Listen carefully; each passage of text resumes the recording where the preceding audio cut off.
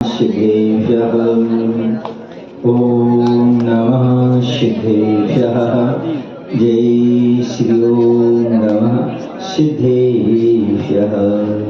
मंगलम भगवान वीरो मंगलम गौतमोदरी मंगलम कुंद कुंदार्यो जैन धर्मोस्तु मंगलम जैन धर्मोस्तु मंगलम। बोलिए अहिंसा परमो धर्म की जय। देवादेव श्री पार्श्वनाथ भगवान की जय। 25 समोषण महामंडल विधान की जय। आचार्य कुंद कुंद महाराज की जय। आचार्य गुरुदेव भगवान श्री विद्यासागर जी महाराज की जय। पूज्य मुनि संघ की साक्षात उत्तम सागर जी कुंतु सागर जी पुराण सागर जी महाराज की समस्त आचार्य संघ की। सभी लोग बैठ जाओ। सबको एक साथ अर्घ्य चढ़ा देंगे गुरु जी के प्रवचन के बाद। सब लोग बैठ जाओ शांति से। बस समय बचाते हुए काम करते हैं। एक साथ चढ़ा देंगे बस बस बस। हाँ समूचे में बैठने का पुण्य मिल रहा है। देव शास्त्र गुरु के मंगलमय सानिध्य में।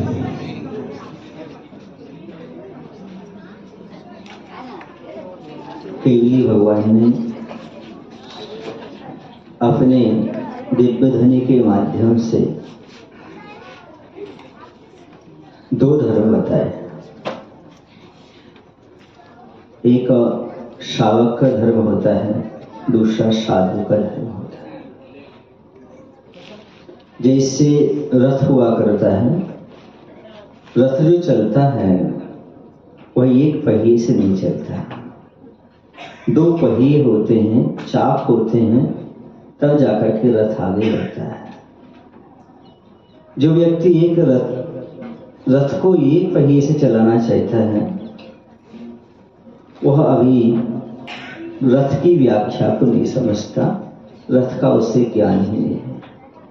वैसे जो मात्र एकांत से धर्म की बात करता है वह भी धर्म रूपी रथ का भी परिचय प्राप्त नहीं कर पाया। सावक का भी धर्म होता है, साधु का भी धर्म होता है।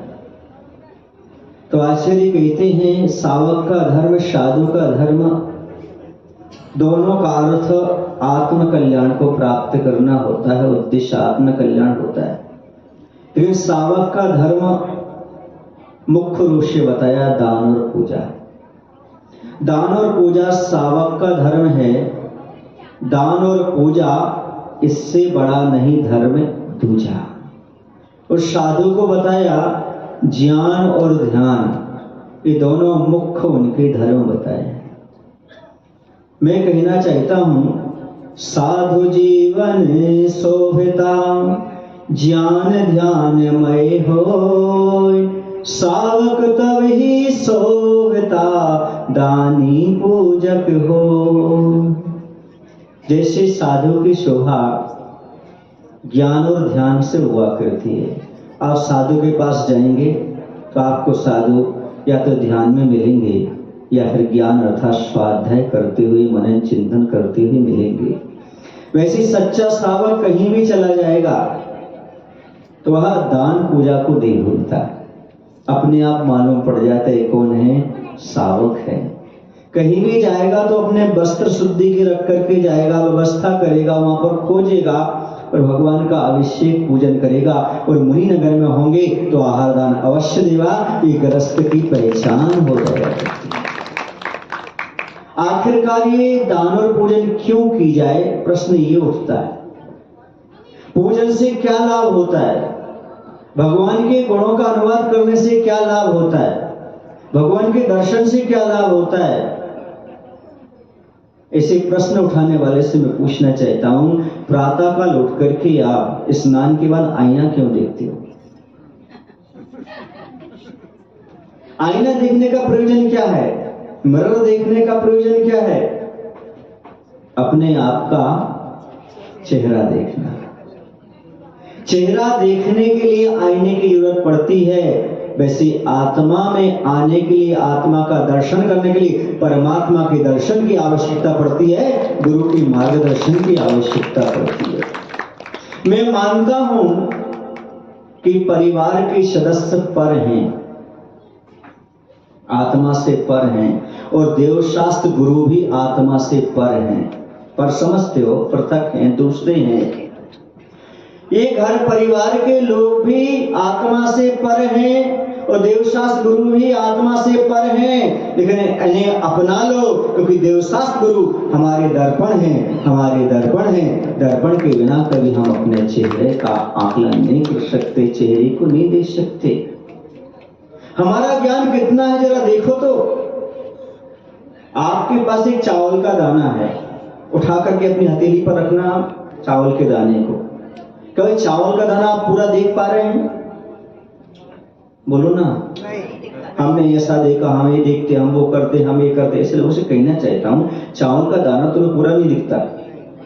रख कर देखो अपनी हथेली में चावल का दाना, सामने दिखेगा तो नीचे वाला नहीं दिखेगा, खड़ा करोगे तो नहीं, साइड वाला भी नहीं दिखेगा, पीछे वाला दिखेगा, यहाँ का।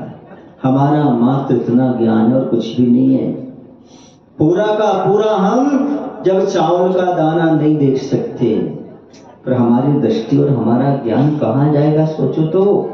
हम केवल ज्ञानी के ज्ञान से तुलना करने के लिए जाएं तो लगता है जैसे जुगनू कह रही हो, ये सूर्य तेरा और मेरा प्रकाश बराबर है, अंतर इतना है मैं रात में हूं तो दिन में है।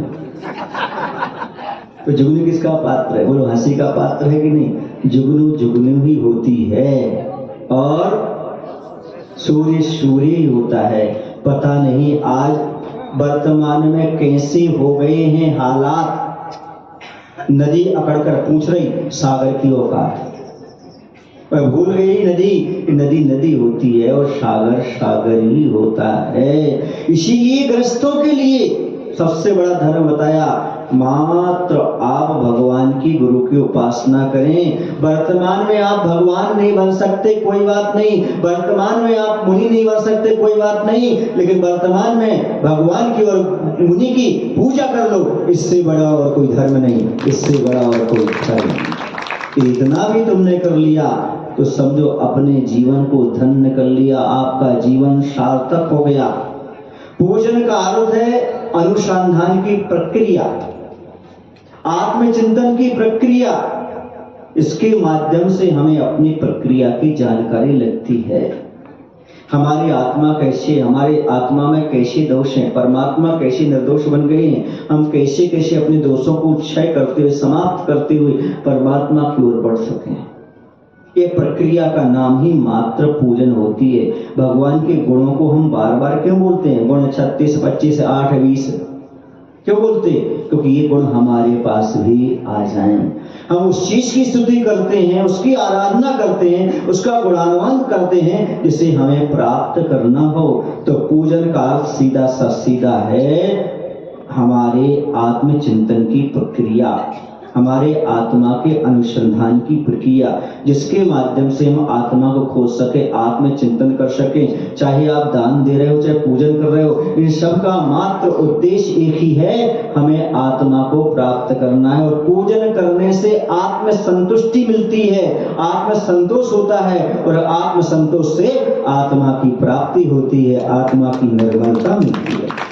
इसलिए पूजन करना सावक का परम कर्तव्य है। जिन्हें आत्मा की उपलब्धि करना है, आत्मानुमुखी होना है, उन्हें पूजन की प्रक्रिया कभी छोड़ना नहीं चाहिए। क्योंकि भगवान के गुणों का हम अनुवाद करेंगे तभी तो हम भगवान जैसा बनने का प्रयास करेंगे। जब हमें गुणों का भान ही नहीं होगा तो किस गुण को हम प्राप्त करने जा रहे हैं? कौन सी आत्मा, कौन सी परमात्मा, भान ही नहीं होगा। एक बात हमेशा याद रखना, जैसे दर्पण दाग दिखाता है, साफ नहीं करता, वैसे भगवान की पूजा, भगवान के दर्शन दोष साफ नहीं करते।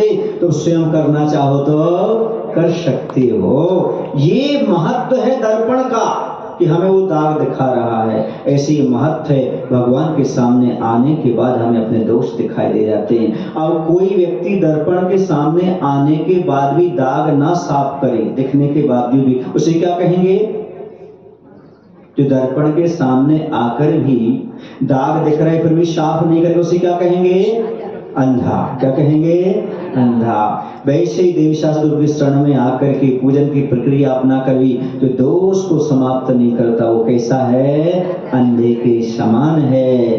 अरे कई लोग तो दर्पण से कहते हैं भैया कि दर्पण हमें दोष लगा रहा है, दोष नहीं लगा रहा, मात्र दोष दिखा रहा है। मैं कहता हूँ जिंदगी भर हम जो प्रतिमा को साफ करते हैं, अभिषेक पूजन करते हैं, लेकिन अपने मन के राग द्वेष नहीं धोते, उनसे कहना चाहता हूँ हम जिंदगी भर एक ही गलती करते रहे हैं।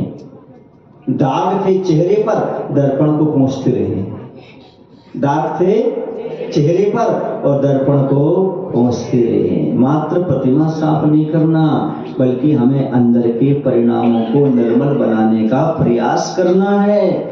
पूजन शब्द पू धातु से बना है, जिसका अर्थ निकालें तो पवित्रता में आता है, निर्मलता में आता है, मांजने में आता है। आप मांजना कर सकते हैं, फटकने में आता है, फटकना कर सकते हैं। ये सारे के सारे मायने पूजन के होते हैं जो आपके घर में होता है। मांजते आप लोग बर्तन की नहीं, अनाज को फटकते कि नहीं फटकते, तभी वह उपयोग में आता है। ऐसा तो नहीं बिना फटके अनाज खा लेते हो आप, बिना मांजे बर्तन में आप भोजन कर लेते हो, करते तो हैं।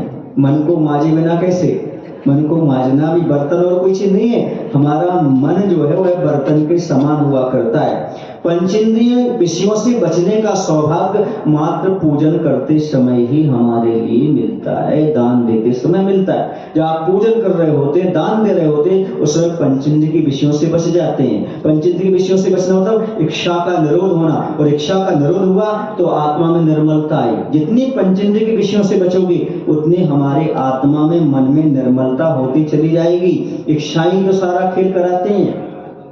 किसी ने लिखा है कि भगवान में इच्छाएं आ जाएं, भगवान प्लस इच्छाएं बराबर इंसान, और यदि इंसान में से इच्छाएं चली जाएं तो इंसान माइनस इच्छाएं बराबर भगवान।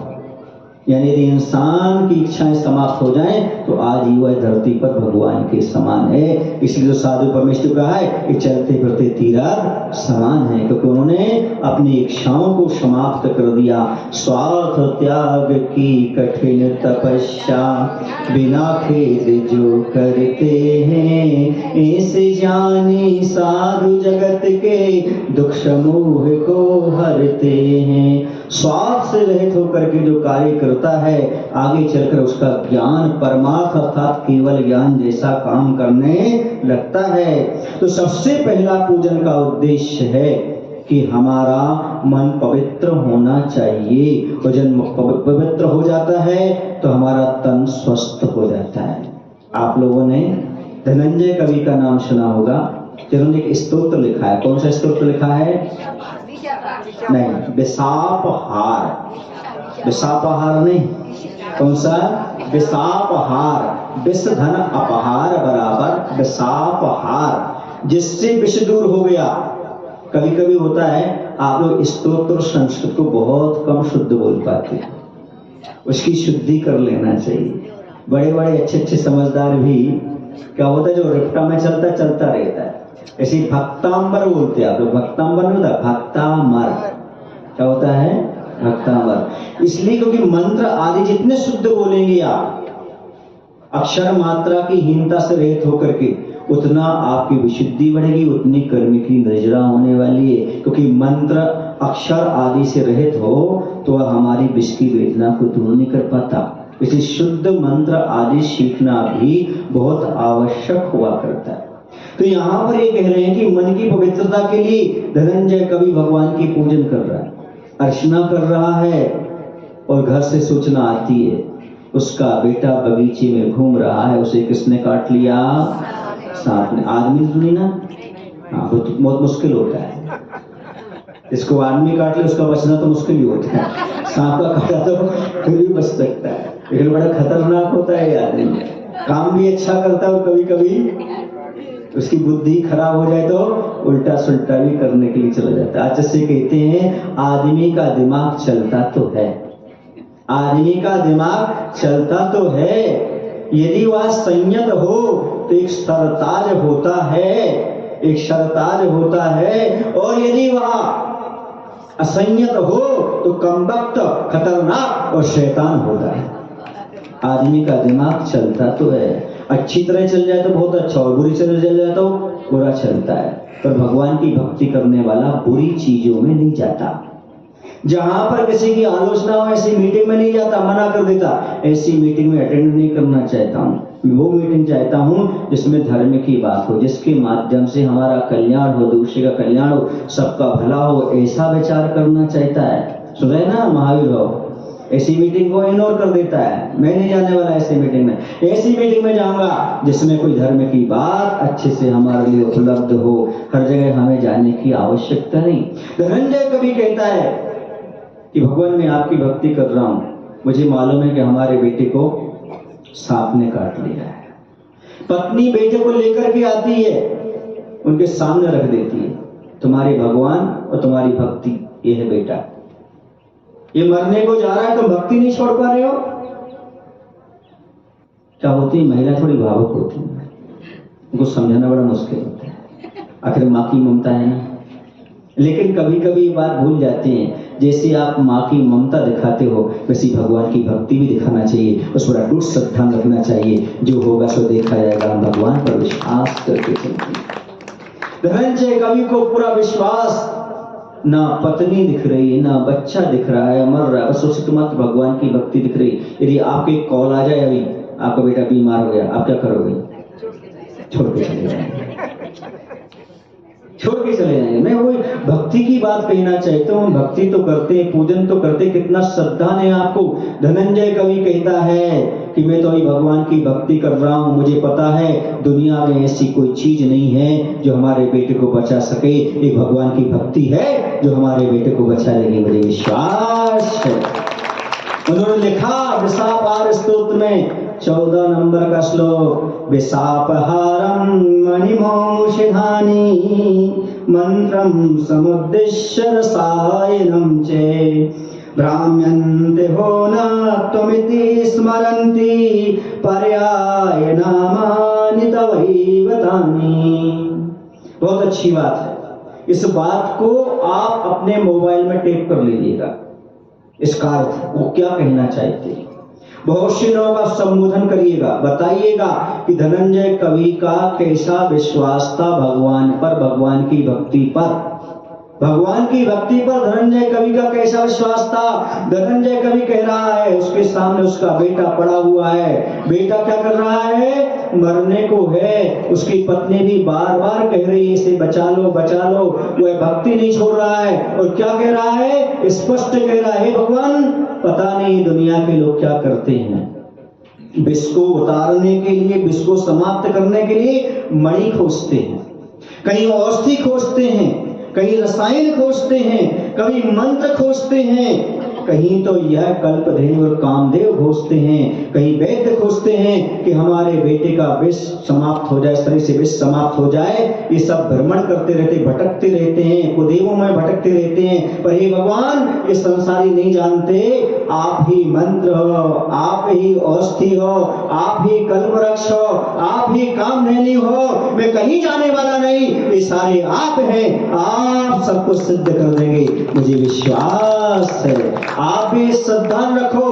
धनंजय कवि जैसा कि भगवान आप ही मंत्र हो, आप ही औषधि हो, आप ही रसायन हो, आप ही कल्पवृक्ष हो, आप ही कामधेनु हो। मैं संसारी प्राणी जैसा रागी देशी देवी देवताओं के पास नहीं भटक सकता, मंत्र तंत्र में नहीं पढ़ सकता। मैं तो आपकी भक्ति कर रहा हूँ, मुझे श्रद्धा है, मेरा बेटा स्वस्थ हो जाएगा।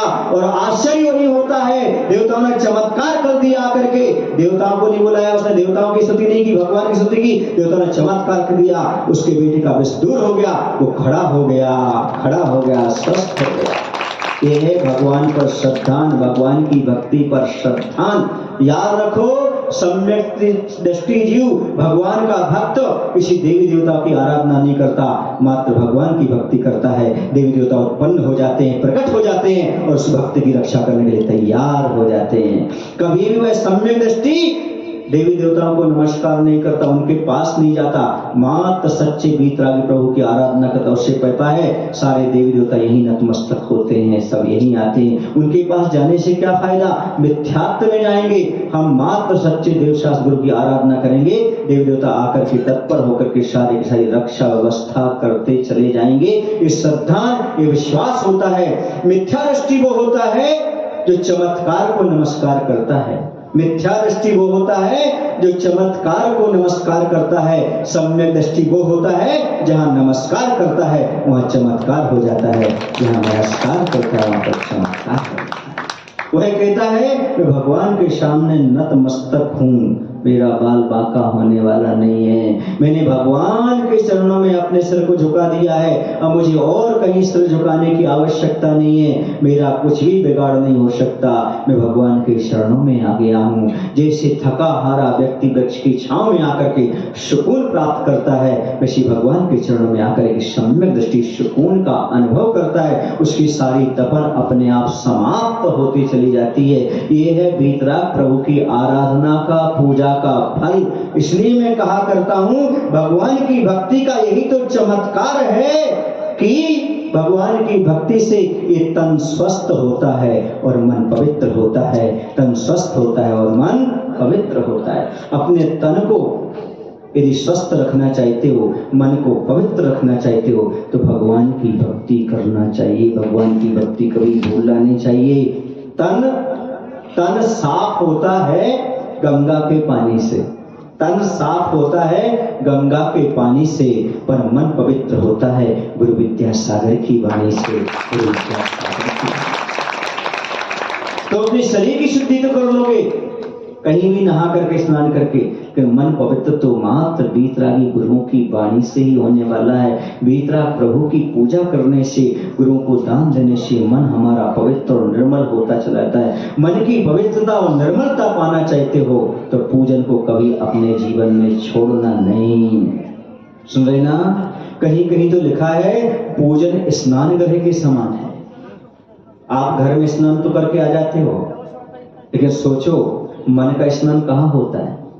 मन का स्नान मात्र भगवान की पूजन करने से होता है। भगवान की पूजन यदि आपने भावों से कर ली, उसी में तत्व चिंतन हो जाता है, उसमें मनन हो जाता है, उसमें हमारे गुण और भगवान के गुण साफ साफ दिख जाते हैं। हमारे गुण तो नहीं कहना चाहिए, हमारे दोष और भगवान के गुण स्पष्ट पूजन करते समय दिख जाते हैं कि भगवान आप कैसे उत्कृष्ट गुणों को प्राप्त कर सके हैं और अभी हम कहाँ इस संसार में भटक रहे हैं, ऐसा विचार अपने आप आ जाता है।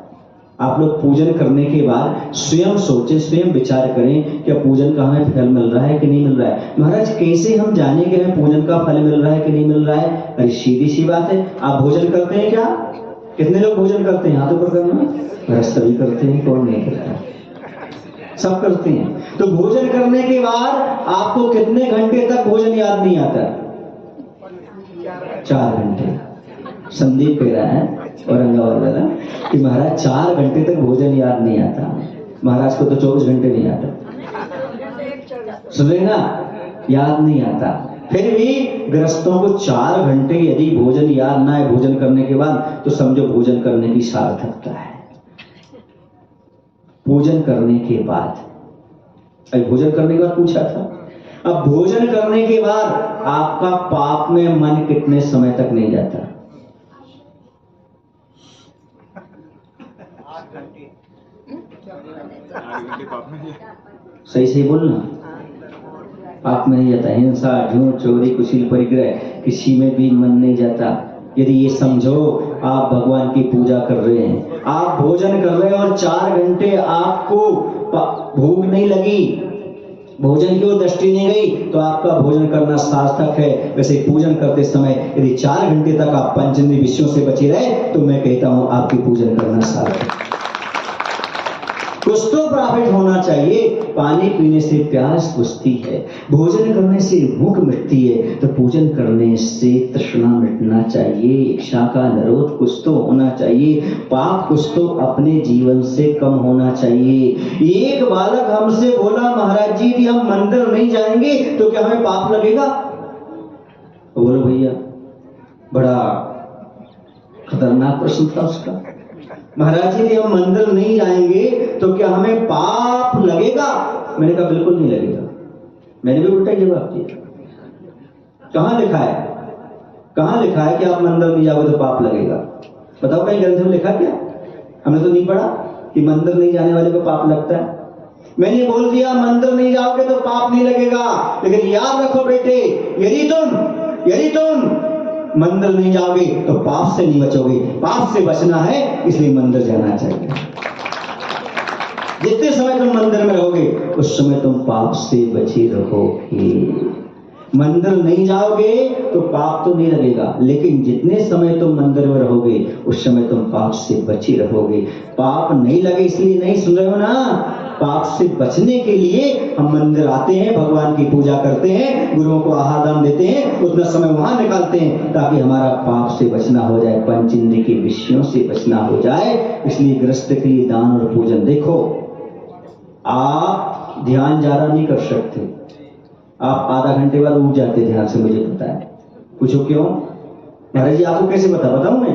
क्योंकि मैं पहले गृहस्थ था, मतलब कपड़े वाला था, मुझे अनुभव। उस समय कितना ध्यान लगता था और अब महाराज बनने के बाद कितना ध्यान लगता है। समझ रहे हैं आप लोग कि नहीं? आपको हमारा अनुभव नहीं है पर हमें आपका अनुभव लगभग है। उतनी उम्र तक का, बाकी नहीं किया, बाकी तुम जानो।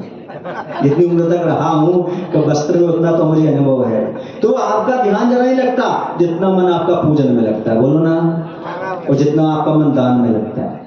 आप 1-1 घंटे दान दे सकते, 1-1 घंटे पूजन कर सकते, लेकिन ध्यान करने में आपका मन नहीं लगता। इसलिए गृहस्थों के लिए सबसे अच्छा बताया है, मैं बंधु जिन देव को करे अति निर्मल भाव, करो बंद के छेदने और न कछु पाओ।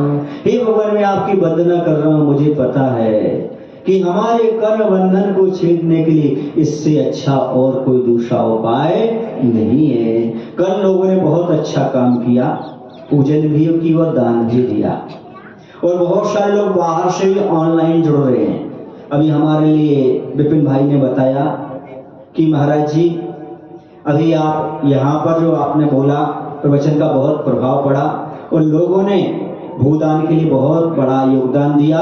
ऑनलाइन भी पूज्य मुनिषी प्रणम्य सागर जी महाराज के आशीर्वाद से अरहम योग चल रहा है, उनके बहुत सारे सदस्य हैं, संस्था है, उन लोगों ने भी भूदान के लिए 1,70,000 शांति धारा के रूप में यहाँ पर प्रदान किया और प्रतिदिन बदल करके लोग करते चले जा रहे हैं। देखो वो उतने दूर बैठ करके भी कितना बड़ा धर्म कर रहे हैं, अनुमोदना कर रहे हैं। उनके लिए हमारा आशीर्वाद है जो लोग इस प्रकार का काम कर रहे हैं। क्योंकि बंधु आप कहीं भी रहो, कहीं भी बैठ करके आप अपना दान कर सकते हो, पुण्य कमा सकते हैं, कृतकार्य अनुमोदना से सभी प्रकार से कर सकते हैं। भूदान का महत्व उन्होंने समझा, गौशाला का महत्व उन्होंने समझा, दान का महत्व उन्होंने समझा, इसलिए सभी लोग तन मन धन से, देखो उनका कितना विश्वास होगा आपके प्रति।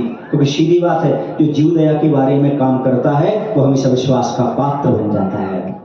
जो व्यक्ति दया के क्षेत्र में आगे बढ़ता है निश्चित रूप से वो सम्यक दृष्टि जीव होता है। वो 1 पैसे का भी दान देता है, समझो उसने करोड़ रुपए दान कर दिए। अन्य जगह करोड़ रुपया दान करना, और आप बहुत सारी जमीन खरीद कर दे सकते हो, लेकिन वह जमीन मात्र आपकी पंचेंद्र के विषयों के लिए जाएगी और चीजों में जाएगी, लेकिन धन है वह भूमि जो जीव के संरक्षण के लिए जाएगी, जहां पर मुनि लोग आएंगे, जहां पर सब कल्याण का मार्ग मिलेगा, त्रिंचों तक को सम्यक दर्शन का आधार मिलेगा। मंदिर क्या है? मंदिर से सम्यक दर्शन प्राप्त होता है और उन पशु पक्षियों को जो सम्यक दर्शन का आधार मिल रहा है, इससे बड़ा और आयतन क्या हो सकता है? ये अहिंसा का जीवित आयतन है। इसमें आप जितना दान दो उतना कम है। हम साधुओं को कहा गया है प्रवचन सार में कि हे मुनिराज, जब तुम सोपयोग में हो तब गृहस्थों को पूजा और दान का उपदेश दिया करो, ताकि एक पूजा भी करें और दान भी करें, जिसके माध्यम से सारा का सारा जीवन विकास होता चला जाए, इनके जीवन का उत्थान होता चला जाए।